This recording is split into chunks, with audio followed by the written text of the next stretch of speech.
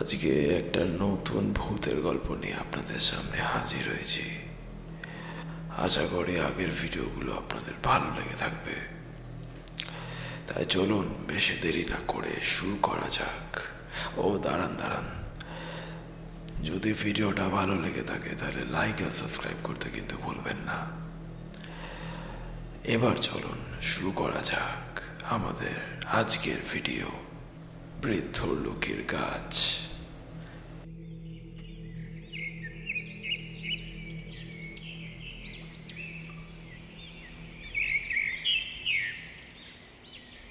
নতুন বাড়িতে প্রবেশ তন্ময় আর তার পরিবার নতুন বাড়িতে চলে আসে। বাড়িটি বেশ পুরনো, কিন্তু গ্রামের পরিবেশটা বেশ সুন্দর। তাদের বাড়ির পেছনে একটা বিশাল গাছ রয়েছে। গাছটা অনেক পুরনো, প্রায় শখানেক বছর ধরে দাঁড়িয়ে আছে। গ্রামবাসীরা বলে এই গাছটি অভিশপ্ত।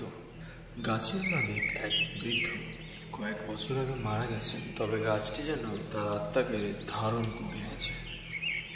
তন্ময়ের মা বাবা এই সমস্ত কথাতে বিশ্বাস করে না, কিন্তু তন্ময় একটুখানি অস্বস্তি বোধ করে। সে মাঝে মধ্যেই অনুভব করে যে গাছটির দিকে কেউ তাকিয়ে আছে, বিশেষত সন্ধ্যার পর গাছটা যেন তার উপরে নজর রাখছে। তন্ময় এক বিকেলে গাছের কাছে বসে বই পড়ছিল। হঠাৎ সে অনুভব করে কেউ তার পেছনে দাঁড়িয়ে আছে।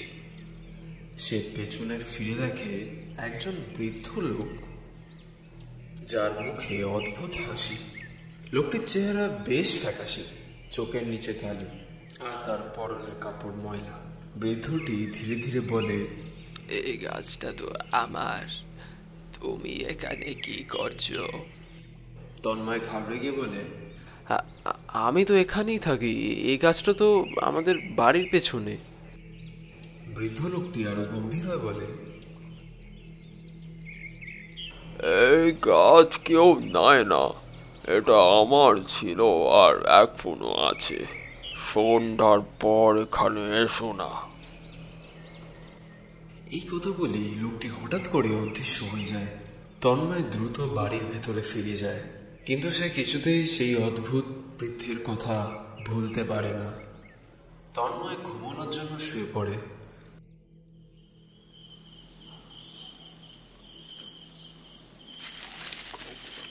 হঠাৎ করে সে জানালার বাইরে শব্দ শুনতে পায়, গাছের ডাল ভেঙে পড়া আওয়াজ আর হালকা কণ্ঠের স্বর।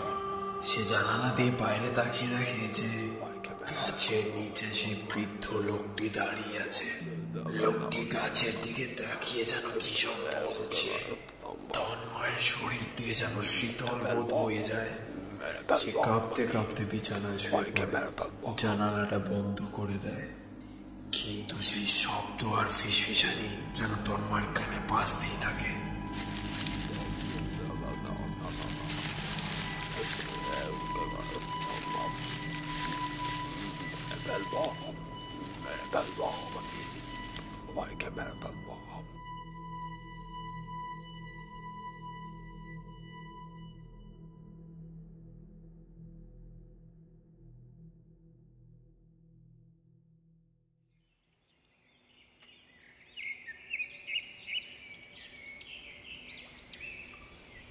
পরের দিন সকালে তন্ময় একজন গ্রামের বয়স্ক লোকের সঙ্গে কথা বলে, যিনি তার বাবার বন্ধু। তিনি জানান সেই বৃদ্ধ লোকটি ছিল এই গাছের পুরনো মালিক। অনেক বছর আগে সেই বৃদ্ধ লোকটি গাছের নিচে বসে মারা যান, আর তারপর থেকেই তার আত্মা গাছটির সাথে লেগে আছে। কেউ যদি গাছের খুব কাছে যায়, বিশেষত রাতে, তবে সে আর ফিরে আসে না। তন্ময় আতঙ্কিত হয়ে পড়ে। সে বুঝতে পারে যে তার পরিবার বিপদে আছে, কিন্তু তার মা বাবা এই সমস্ত বিশ্বাস করে না। তারা ভাবে যে তন্ময় কেবল ভয় পাচ্ছে, তাই এইসব ভাবছে। দেখতে দেখতে রাত হয়ে গেল। তন্ময় এখন তার বিছানার মধ্যে শুয়ে আছে। হঠাৎ করে তন্ময় সেই এক শব্দ শুনতে পেল। এবারে শব্দগুলো আরো পরিষ্কার। গাছের ফিসফিসানি যেন তাকে ডাকছে, বাইরে আসতে বলছে। বৃদ্ধ লোকটির কণ্ঠস্বর শোনা যায়,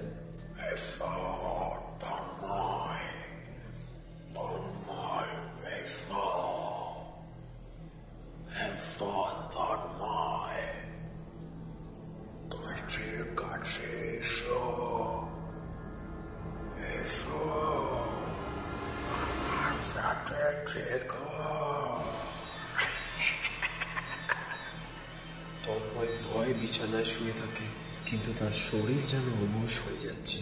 গাছের দিকে তাকিয়ে তার চোখের পাতা ভারী হতে শুরু করে। একটা অদৃশ্য শক্তি যেন তাকে গাছের দিকে টেনে নিচ্ছে। পরের দিন সকালবেলা তন্ময়ের মা যখন তাকে ডাকতে আসে, তখন সে তাকে খুঁজে পায় না।